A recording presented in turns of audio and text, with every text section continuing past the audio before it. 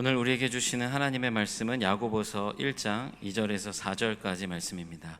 한 절씩 교독하시고 마지막 절 함께 읽겠습니다. 내 형제들아, 너희가 여러 가지 시험을 당하거든 온전히 기쁘게 여기라.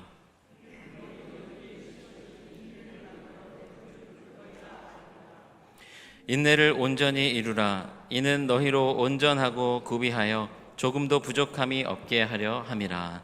아멘. 이 시간에는 인내를 온전히 이루라 하는 그런 제목으로 야고보서 1장 2절에서 4절의 말씀을 가지고 함께 말씀을 나눕니다. 이런 이야기를 들었습니다. 어떤 사람이요, 다이어트를 하기로 결심을 했습니다. 이제 성공하겠다 하는 그런 의지를 가지고 주변 사람들에게 다 알리는 거예요. 나 이제부터 다이어트 합니다. 다 알렸어요. 근데 그 다음날 이 사람이 이제 출근을 하는데 이렇게 보니까 한 손에 도너츠 박스를 들고 출근을 하는 거예요. 아니, 동료들이 아니 너 분명히 다이어트 한다고 그랬는데 그 도넛 박스는 뭐냐 하고 물으니까 이 사람이요, 이 도넛 박스는 정말로 필연적으로 살 수밖에 없었다라고 하면서 자초지종을 이야기하는 거예요. 이제 아침에 출근을 하면서 이렇게 가는데 도넛 가게에서 그 냄새가 막 흘러나오더래요. 너무나 먹고 싶고 사고 싶었는데 그래도 내가 다이어트 하기로 했으니까 그냥 지나가야지 하는 마음을 먹는 순간 신호등이 빨간불로 탁 바뀌더랍니다. 그리고 자기도 모르게 갑자기 핸들을 틀어가지고 그 도넛 가게가 있는 빌딩 주차장으로 들어가고 있더래요. 기왕 이렇게 된 거 다시 한번 마음의 결심을 먹었답니다. 들어가서 차를 댈 때가 있으면, 주차할 때가 있으면 그래 오늘은 도넛을 사고, 주차할 자리가 없으면 그냥 가야지 하고 주차장에 들어가 가지고요, 주차장만 8바퀴를 돌았대요.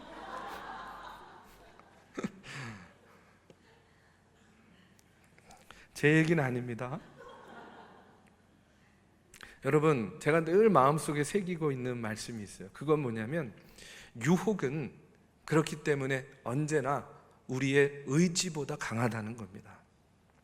유혹은요, 언제나 우리의 의지보다 강해요. 오늘을 사는 우리들은요, 그렇기 때문에 매 순간순간 유혹에 노출되어 있고 크고 작은 유혹들을 받으면서 살아갑니다. 어떨 때는요, 그것을 이길 때도 있죠. 그런데 저만 봐도요, 대부분 많은 경우에 그 유혹 가운데 질 때가 많이 있는 것 같아요. 그 같은 유혹 가운데 넘어지고 쓰러지면서 우리의 삶의 시험, 인생의 시험에 들 때가 참 많은 그런 날들을 보내고 있습니다. 그런데 우리 인생이라는 것이요, 평생이 시험이다 하는 그런 생각이에요. 늘 시험을 받고 시험에 들고 시험을 이기면서 우리가 날마다 살아가고 있다 하는 생각을 갖게 됩니다. 그래서요, 저는요, 항상 시험을 생각할 때마다 이렇게 생각해요. 생명은 곧 시험이다. 생명은 곧 시련이다.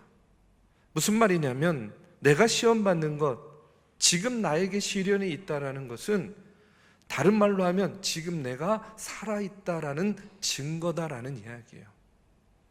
여러분, 죽은 자를 유혹하고 시험하는 일이 어디 있겠습니까? 그렇죠? 죽은 사람에게 누가 매질을 하겠습니까? 오늘 내가 시험이 있다, 오늘 내 삶에 시련이 있다 하는 것은 지금 내가 살아있다라는 또 다른 증거라는 거예요. 그렇기 때문에 생명은 곧 시험, 생명은 곧 시련이라는 그런 이야기입니다. 그런데 우리가 시험에 들 때도 있고 시련을 당할 때도 있죠. 근데 그럴 때마다 우리 믿는 사람들이 갖는 오해가 있어요. 시험에 대한 오해입니다. 그 첫 번째가 뭐냐면 이런 거예요. 시험 가운데 언제나 나는 예외다라고 생각하고 싶어요. 나를 예외시한다는 이야기입니다. 무슨 얘기냐면, 남이 겪는 시련을 옆에서 볼 때 있죠. 또 성경을 통해서도 믿음의 선진들이 여러 가지 시험과 시련을 겪는 이야기들을 우리가 잘 알고 있습니다. 근데 그것을 보고 그것을 들을 때마다 안타까워해요. 마음 아파해요. 그런데 중요한 건 뭐냐면 나와는 무관하다. 나는 절대로 저런 일을 당해서는 안 된다 라고 생각하는 것이 우리의 마음이라는 거예요. 그러다 보니까 나는 예외다라는 생각을 갖고 내가 당하는 시험을 바라보게 되면 어떤 마음을 갖게 되냐면 내가 시험을 만났을 때에 이런 생각하는 거잖아요. 아니 왜 나에게? 아니 왜 나만? 마치 그 시험을 나만 당하는 것이다 라는 그런 생각을 갖게 된다는 거예요. 문제가 여기에 있습니다. 뭐냐? 시험, 시련. 여러분 그것은요 절대로 나에게만 있는 일이 아니라는 거예요. 누구에게나 시험이 있습니다.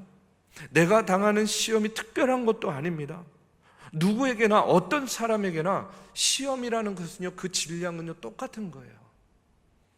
세상 사람이 다 겪는 것 나도 겪을 뿐이죠. 그렇기 때문에 여러분 시험에는 예외가 없다는 거예요. 두 번째로 갖는 시험에 대한 오해는 뭐냐면 이런 거예요. 고통만이 시험이다라고 생각해요. 고통만이. 그래서 병들면 나에게 시험이 왔다, 시련당했다 생각하고 건강하면 우리가 축복이다 이렇게 생각하죠. 실패하면 시험이라고 생각하고 또 성공하면 내가 축복받았다라고 생각해요. 내 물건 도둑 맞으면 어떻게 돼요? 시험 당했다라고 이야기하지만 누가 선물 가지고 오면 아이고 이게 웬 축복이야 이런 마음을 갖고 대하게 되는 거예요. 그런데 여러분 한번 생각해 보세요. 이게 웬 축복이야 하고 받은 그 선물이 만약에 뇌물이었다라고 생각하면 어떻게 되겠습니까? 선물인 줄 알았는데 결국 그 뇌물 때문에 여러분 시험에 빠지는 일들이 생긴단 말이죠. 누구에게 달갑지 않은 충고나 혹은 언짢은 소리 들으면 또 시험에 들었다라고 이야기해요. 그런데 남에게 칭찬받으면 그땐 좋아합니다. 역시 나 같은 사람이 어디 있어. 근데 여기에 함정이 있다는 거예요. 이 판단에는 함정이 있습니다. 어떤 함정이 있냐면 이 판단의 기준은 언제나 누구에게 있냐면 나에게 있는 거예요. 그래서 나에게 좋으면 축복이에요. 나에게 고통이면 시험이에요. 그런데 이 기준을 우리가 하나님께 두는 순간 어떻게 바뀌게 되냐면 여러분 사도 바울이 뭐라고 이야기합니까? 고난이 그렇죠, 유익이다. 고난이 축복이다 라고 이야기하잖아요. 여러분 고통만이 시험이라고 여기는 거 오해입니다. 그것은 기준이 우리에게 있기 때문에 그렇게 느끼는 거예요. 여기는 거예요. 그렇게 판단하는 거예요. 그러나 그 기준이 하나님께로 바뀌어지는 순간 고통도 유익이요 고난도 축복일 수 있다라는 사실입니다. 세 번째로 고난에 대한 시련에 대한 시험에 대한 오해가 있어요. 그게 뭐냐면 이런 거예요. 내가 겪는 시련이 나의 죄 때문에 내가 당하는 것이다 라고 생각하는 거예요. 아니 시련을 겪는 것도 시험을 당하는 것도 괴로운 일인데 그런 생각을 갖게 되면요 심한 죄책감에 빠지게 되는 거예요. 물론 죄를 지으면 어떻게 해야 돼요? 죄책감이 들 때 우리는 하나님 앞에 무릎 꿇고 회개해야 되는 거예요. 그리고 우리의 근본적인 죄는 지난번에도 여러 번 말씀드렸죠. 예수 그리스도 십자가 보혈의 은총으로 우리는 이미 근본적인 죄의 문제를 해결한 받은 사람들이에요. 그런데 중요한 것은 시험을 당할 때마다 시련을 당할 때마다 이게 나의 죄 때문이야 라는 그 죄책감에 짓눌리게 되면 어떻게 되느냐? 여러분 그 죄책감이 절망으로 이어지게 된다는 거예요. 여러분 잘 보십시오. 성경에요 물론 죄 때문에 시련을 당하고 시험을 당하고 심판을 당하는 그런 일들도 많이 있지만 그것이 아닌 경우도 있습니다. 아브라함을 보십시오. 여러분 욥을 보십시오. 그들이 죄 때문에 시험 당했습니까? 아니잖아요. 아니, 시험 견디는 것도 어려운 일인데 그 심한 죄책감, 그것 때문에 나의 마음을 억누르고 짓누르고 있으면요, 그때를, 그 틈을 마귀가 놓치지 않는다는 거예요. 더 우리의 마음 가운데, 우리의 심령 가운데 그 시련을 시험으로, 그리고 그 시험을 절망으로 자꾸 인도하는 거예요. 결국은 어떻게 합니까? 무너지게 만드는 거죠. 마틴 루터가 이런 유명한 이야기를 했습니다. 마귀가 찾아와가지고요, 너는 이렇게 죄가 많다, 너는 이렇게 실패했다, 너는 이렇게 부족한 사람이다, 너는 이런 죄인이다, 막 몰아붙이는 거예요. 그때 루터가 단호하게 이렇게 대답을 했대요. 그럼에도 불구하고 하나님은 나를 사랑하신다. 그럼에도 불구하고 나는 하나님의 자녀다. 이렇게 그 마귀의 그 영적인 유혹을, 그 나의 죄책감을 이용하려는 그 계략을요, 물리쳤다고 해요. 그럼에도 불구하고 나는 하나님의 자녀다. 그럼에도 불구하고 하나님은 나를 사랑하신다. 그렇기 때문에 우리가 시련 가운데에요, 그 모든 것이 다 나의 죄 때문이다 라고만 그렇게 생각하지 마시기 바랍니다. 여러분, 예수님도 시험당했습니다. 앞서도 말했지만 욥도 시험당했습니다. 우리 믿음의 선진들도 시험당했습니다. 갖은 누명 쓰고 순교한 이들 얼마나 많이 있습니까? 그런데 시험당할 때의 중요한 우리의 믿음과 태도는 뭐냐? 지금 당하는 그 시험 충분히 내가 이길 수 있다 하는 그런 마음, 그와 같은 믿음이 중요하다는 거예요. 그런 마음을 가지고, 그래, 이 시련을 통해서 나에게 어떤 유익이 있을까? 이 시험을 통해서 하나님이 나에게 무엇을 깨닫게 하시고 무엇을 주시려고 하시는 걸까? 만약 우리가 이것을 똑바로 알 수만 있다면, 여러분, 우리는 어떤 시험이든지 이길 수 있는 능력을 우리 하나님께서 주실 줄로 믿습니다. 오늘 본문 말씀은요, 예루살렘 교회의 감독으로 30년 동안 사역하다가 이제 순교한 야고보 사도가 흩어진 하나님의 자녀들에게 편지를 쓰면서 먼저 간단하게 문안을 합니다. 그리고 제일 먼저 던지는 화두가 뭐냐면 시험에 관한 것이었어요.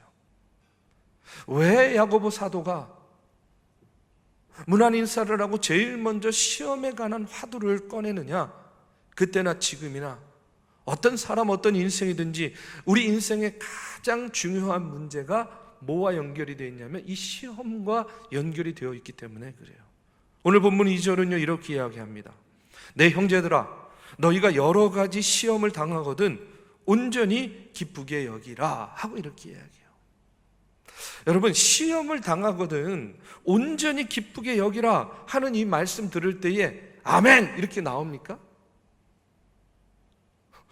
아멘 이렇게 돼요? 아니, 지금 이 시험을 이겨내는 것도 너무나 힘든 일인데, 아니, 어떻게 시험 가운데 기뻐할 수 있어? 아니, 온전히 어떻게 그 시험을 기쁘게 여겨? 여러분, 이런 마음 들지 않습니까?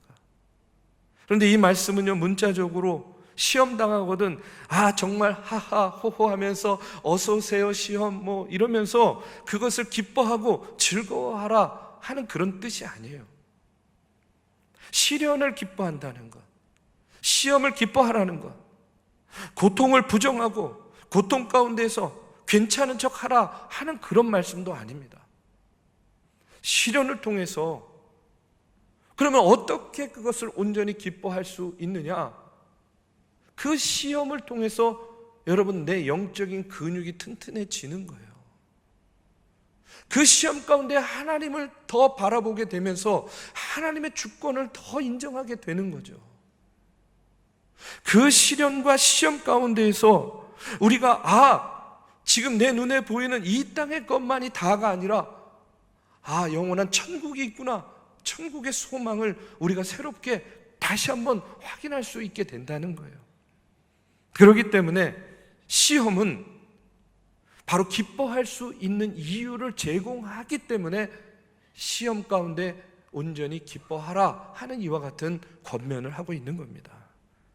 그리고 무엇보다 시험이 우리에게 주는 진정한 유익이 있어요. 그게 뭐냐면 시험은요, 우리를 인내의 사람으로 만든다는 거예요.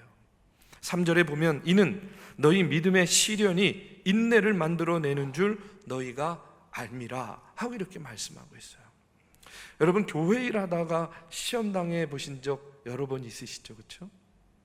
많은 분들이 그런 경험들이 있을 거예요. 그런데 그러면 그런 시험을 당했을 때에 가장 먼저 내 마음에 드는 생각이 어떤 겁니까? 어떤 시험의 관계들이 있고 시험의 그 어떤 동기들이 있어요. 그러면 내 마음 가운데 제일 먼저 드는 생각은 뭐냐면 에이, 그만두면 되지. 에이, 안 해. 그만두겠다. 안 하겠다. 하는 이런 마음이요. 그 시험에 대한 해결책으로 제일 먼저 우리의 마음 가운데 떠오르는 거예요. 여러분, 부부관계에 문제가 생길 때 가장 쉬운 방법은 어떤 방법입니까? 갈라서는 거예요. 그렇죠? 그런데 성도 간에 문제가 생겼을 때 또 가장 쉬운 방법은 뭐예요? 떠나는 겁니다. 여러분, 혹시 하나님의 일을 하다가 시험 당해가지고 맡기신 일을 중단해 보신 적 있으세요? 에이, 그만두면 되지. 나에게 무슨 영화가 있다고. 에이, 안 해. 떠나면 되지. 그런데 그만두는 것, 여러분, 떠나는 것, 갈라서는 것, 안 보는 것, 여러분, 이것은요 가장 쉬운 방법 같지만 절대로 해결책이 될 수는 없다는 거예요. 왜 해결책이 아니냐? 이것은요 사단이 의도하는 겁니다. 사단은 끊임없이 문제를 통해서, 시험을 통해서 우리의 일을 중단하게 만드는 거예요. 그래서 사단은 언제나 모든 문제의 원인을 다른 것, 다른 환경, 다른 사람에게서 찾게 하고 불평하고 원망하게 만든다는 거예요. 여러분, 엄마들이 이런 얘기 많이 하잖아요.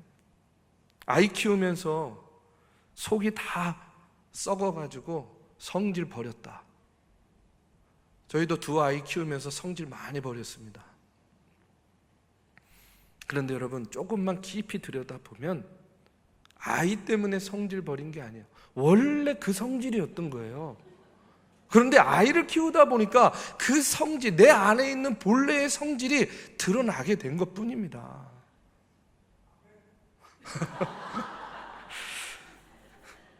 아멘은 제가 해야 되는 건데. 어떤 분들, 그런 분들도 계세요. 내가 살면서 너무 고생을 많이 해가지고 내 성격이 다 변했다,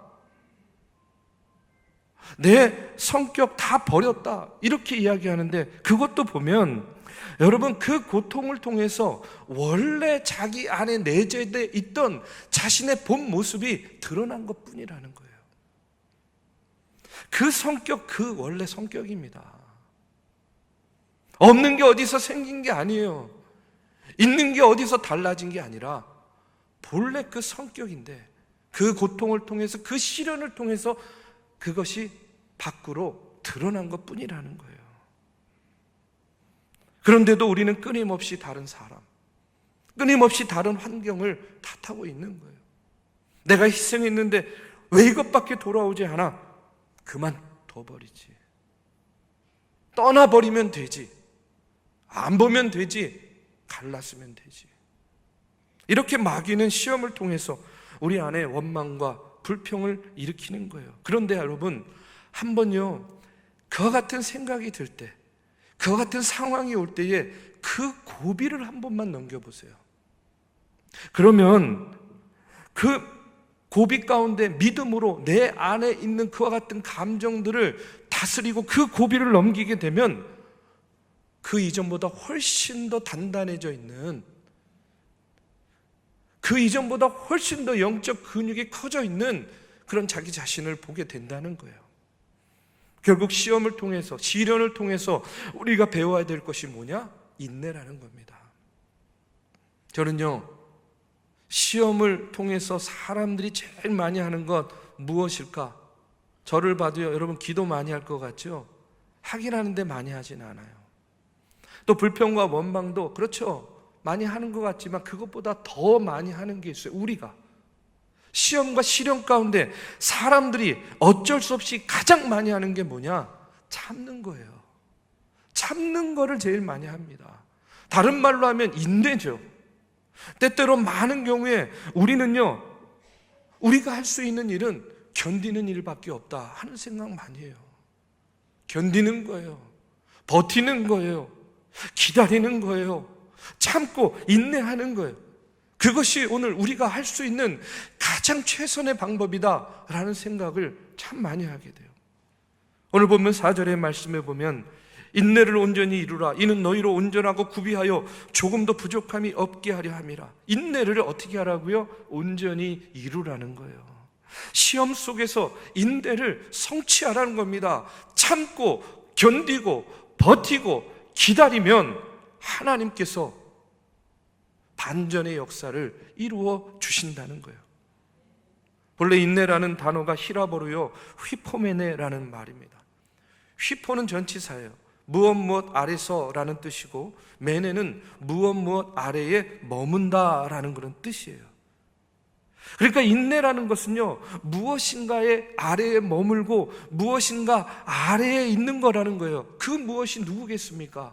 우리가 성령의 인도하심 아래에, 우리에게 주님의 말씀 아래에, 하나님의 권능 아래에 머물면서 우리가 그 자리를 지키고 있는 것, 여러분 이것이 바로 휘포맨의 인내라는 그런 이야기예요. 그런데 대개의 경우 인내하지 못합니다. 인내하지 못하고 참지 못하면 뭐가 생기느냐? 원망과 불평이 생기는 것이죠. 여러분, 교회가 가장 경계해야 될 것 중에 하나가 저는 원망이라고 생각해요. 왜냐? 원망은요 죄이기 때문에 그래요. 이스라엘 백성들이 출애굽해가지고요 정말로 하나님의 인도하심 받으면서도 그들이 망할 수밖에 없었던 이유가 뭐냐면 바로 이 원망 때문에 그래요. 이스라엘 백성들은요 끊임없이 출애굽 과정 속에서도 모세를 원망했습니다.